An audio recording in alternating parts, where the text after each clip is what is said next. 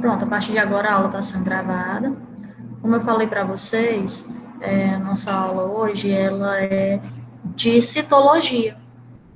E aí eu perguntei na abertura se vocês já tinham ouvido falar nisso, e Mônica me falou que não tinha ouvido. Eu acredito que a maioria de vocês não ouviu. Mas, lá em célula,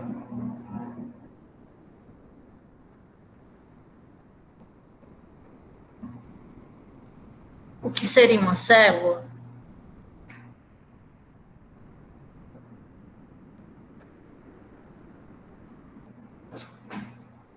A gente já ouviu falar, por exemplo, que seriam órgãos,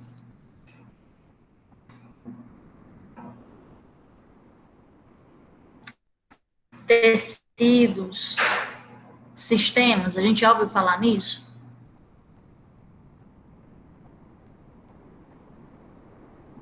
Sim, não?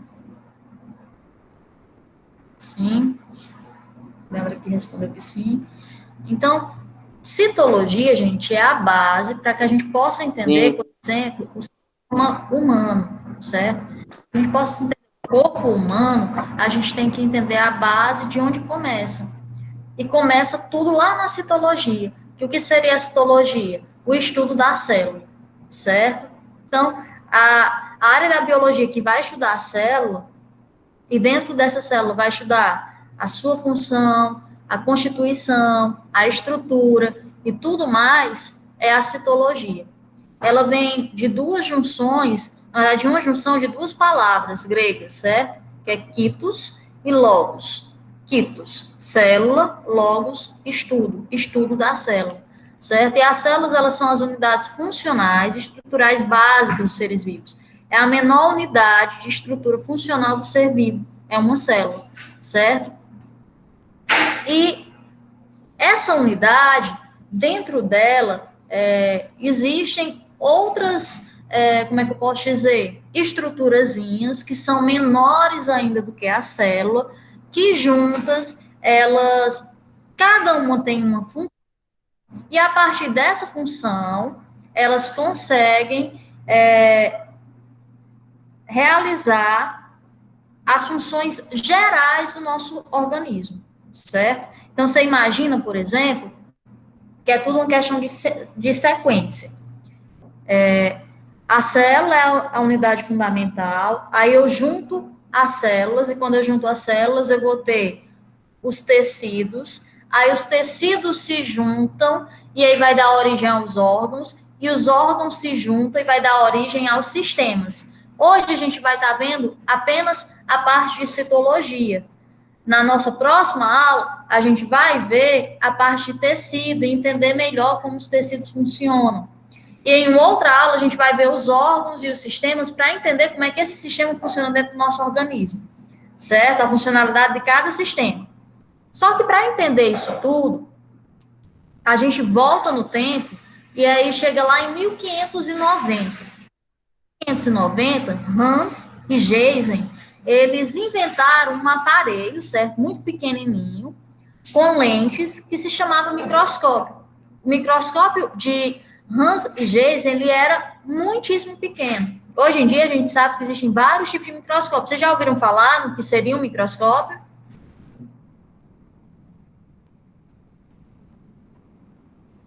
Sim, já vi. Sim, né? E a gente sabe que é completamente diferente do que eles viram antes. Mas você imagina que em 1590, há muito tempo atrás, a ciência não era tão evoluída, então eles estavam sempre à frente do tempo deles. E lá em 1632 a 1723, que foi o tempo de vida do Leeuwenhoek, que foi, de fato, quem veio através de estudos, porque, assim, Leeuwenhoek, ele era o que seria no nosso tempo hoje um oculista. Ele trabalhava com lentes, certo? E a partir da curiosidade dele, a partir do conhecimento que ele tinha com lentes, ele foi fazendo um microscópio através daquelas lentes. Ele colocou algumas...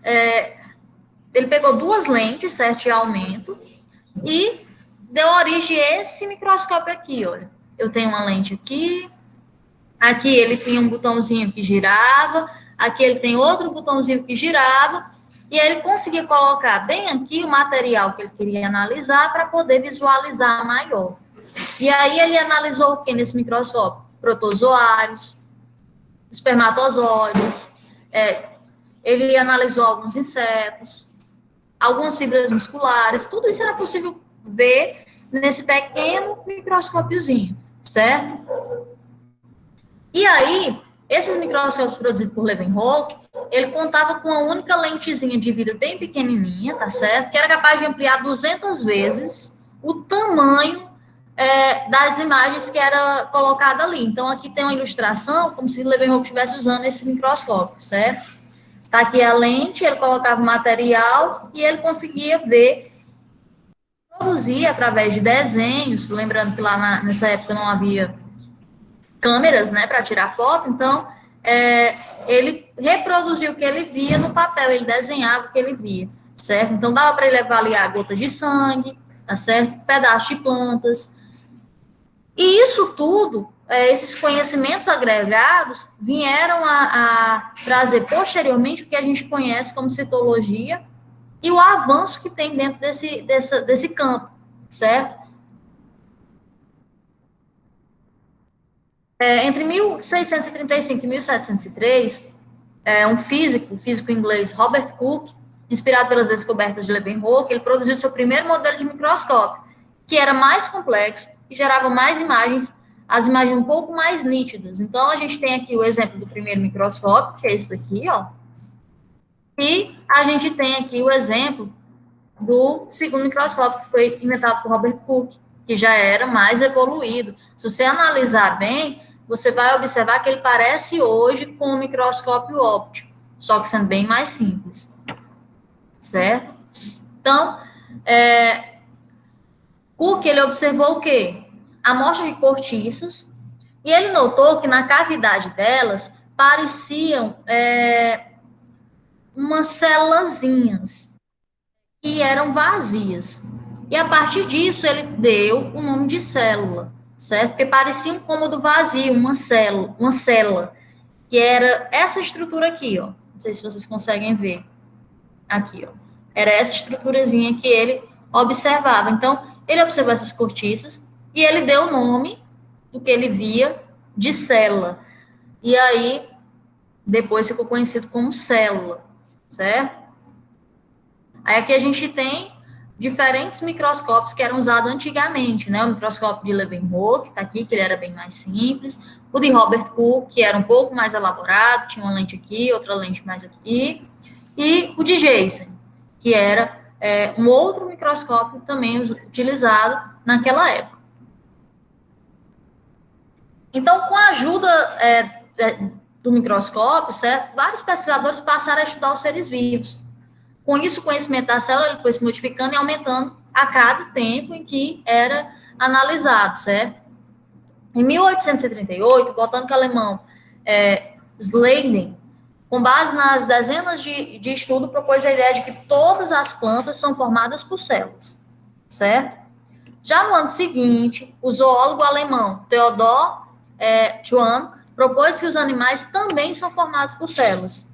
Essas conclusões, apoiadas por pesquisas de diversos outros cientistas, deram início à criação da teoria celular.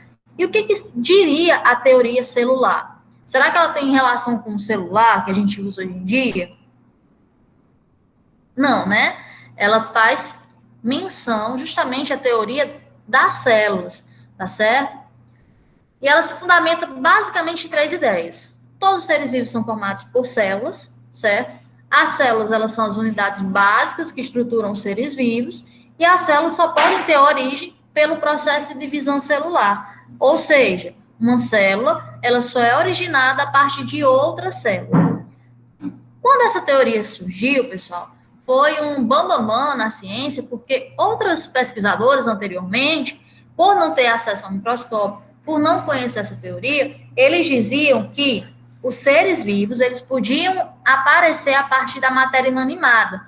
Por exemplo, você deixa resto de comida ali colocado num saco, em alguma coisa, fora no quintal e aparecem, por exemplo, moscas. Aí dizia que as moscas tinham saído daquela comida. Ou então aparecem ratos, diziam que ratos surgiam daquela comida. Então, veio cair essa teoria, certo? Veio para derrubar essa teoria, que seria a teoria da abiogênese. E aí, a gente tem dois tipos de célula: a célula vegetal e a célula animal. Essa quadradinha que aparece aqui é a célula vegetal, essa redondinha é a célula animal, certo? E aí, para entender como aconteceria esse processo de divisão, a gente teria o processo de mitose e de meiose, que é um estudo um pouco mais complexo que a gente vai ver em uma outra aula, certo? A gente não vai ver hoje. Mas é só para exemplificar como seria que essas células se dividiam. Por exemplo, se você, alguma vez, eu acho que todo mundo aqui já levou alguma queda, já sofreu algum arranhão, e aí cortou, né, e teve o processo de cicatrização. Para acontecer o processo de cicatrização, algumas células, elas tiveram que ser repostas. E essas células, elas sofreram um processo de mitose, certo? A partir da mitose, a gente consegue ter regeneração celular. É uma das funções da mitose. E lá na meiose, acontece com as células gaméticas, com a célula do espermatozoide e do óvulo, certo? Então, quando a gente fala em meiose, a gente vai estar falando de reprodução, e quando a gente fala de mitose, a gente vai estar falando de células somáticas, aquelas células que são usadas principalmente para, como eu posso dizer, desempenhar outras funções que não seja reprodução. Regeneração celular é um exemplo. E aí eu pergunto para vocês, com base no que a gente falou hoje agora para vocês, o que essa borboleta tem em comum com essa árvore?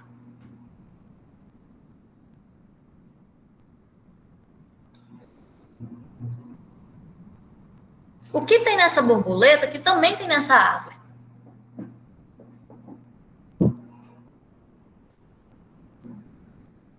Células. Células.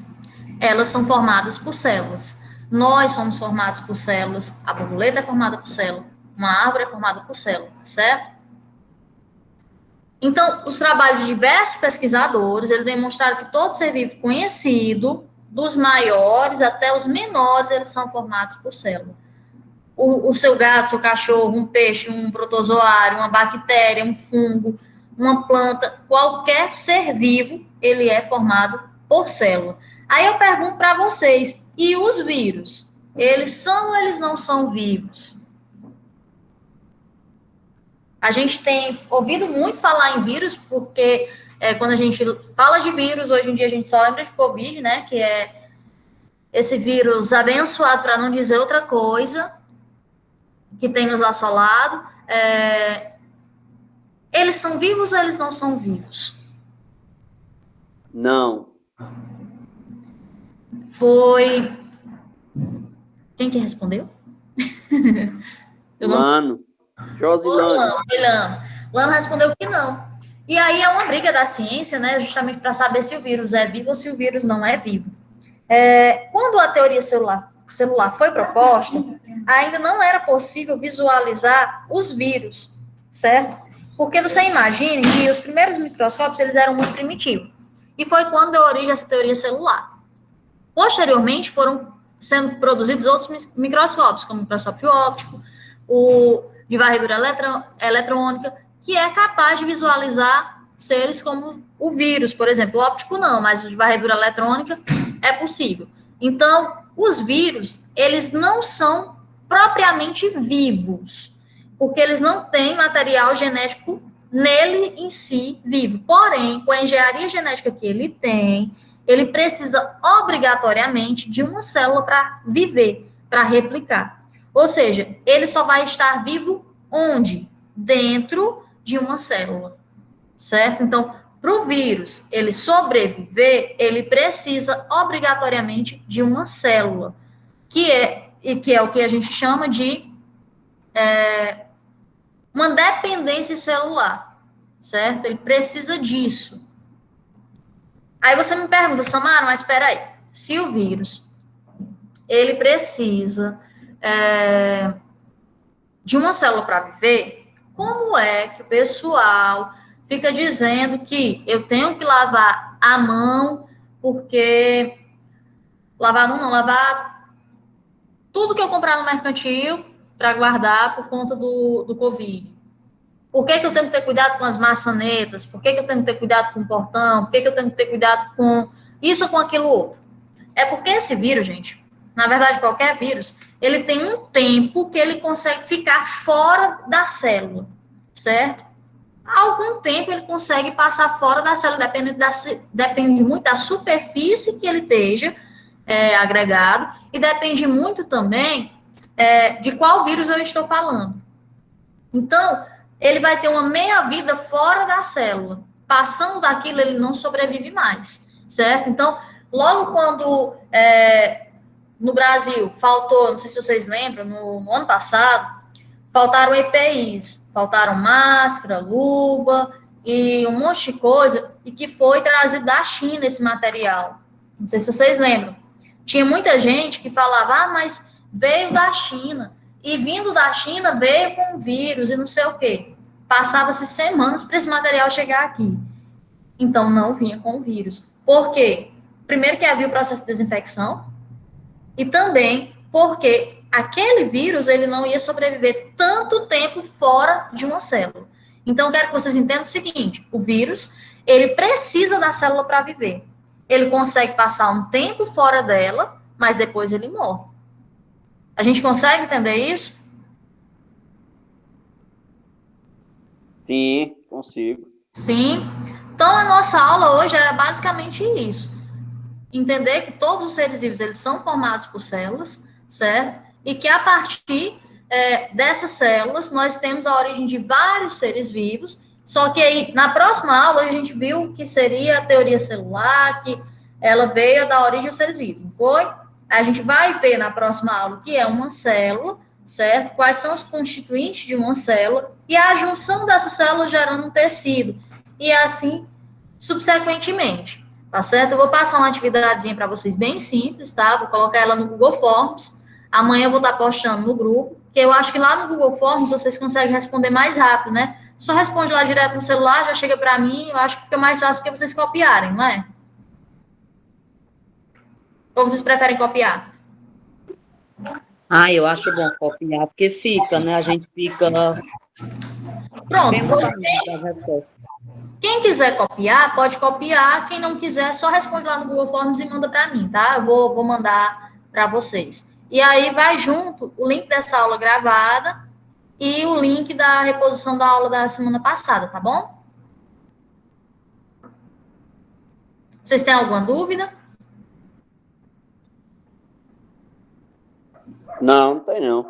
Eu ainda bem que Isabel estuda isso, minha esposa, né? Aí já dá uma ajuda, né? Mas eu entendo muito pouco disso aí.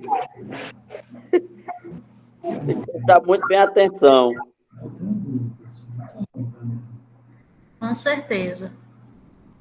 Pois é isso, pessoal. Boa noite, fiquem com Deus, tá certo? Que são ribossomos? Boa noite.